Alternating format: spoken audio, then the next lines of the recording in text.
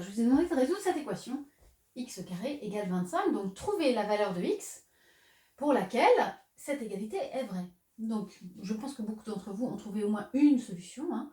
C'est x qui vaut 5. Pour x égale à 5, l'égalité est vraie, hein, puisque 5 au carré, c'est bien égal à 25. Quand je remplace x par 5, ça marche. Mais est-ce qu'il n'y aurait pas un autre nombre dont le carré est aussi égal à 25?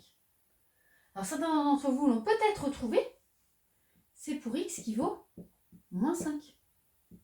Puisque moins 5, quand je le mets au carré, et attention, hein, ce que je mets au carré, c'est le nombre moins 5, il ne faut pas oublier de mettre le moins à l'intérieur. Quand je le mets au carré, ce nombre, je trouve bien 25. Alors une façon de retrouver ces deux solutions de l'équation x au carré égale 25, c'est de transformer cette équation x au carré égale 25 en une équation que vous savez déjà résoudre. Et je pense aux équations produit nul, parce que ça c'est une équation du second degré, et les seules équations du second degré que vous savez résoudre, ce sont les équations produit nul. Donc pour ça, il faut avoir quelque chose qui est égal à 0. Pour l'instant, j'ai quelque chose qui est égal à 25.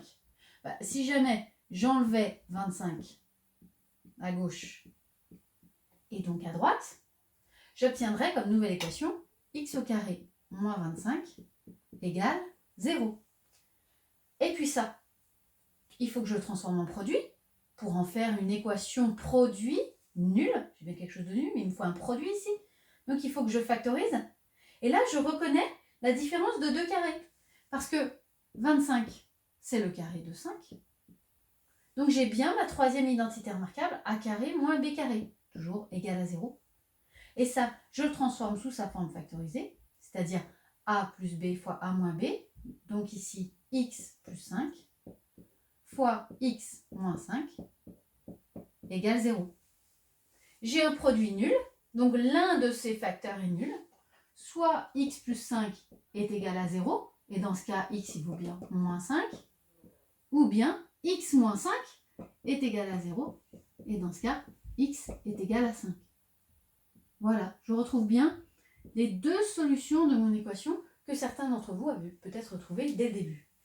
Donc, toute cette partie-là, bien sûr, je vous en dispense. Vous n'êtes pas obligé d'écrire tout ça. Vous pouvez directement écrire à partir de là que les solutions de l'équation sont moins 5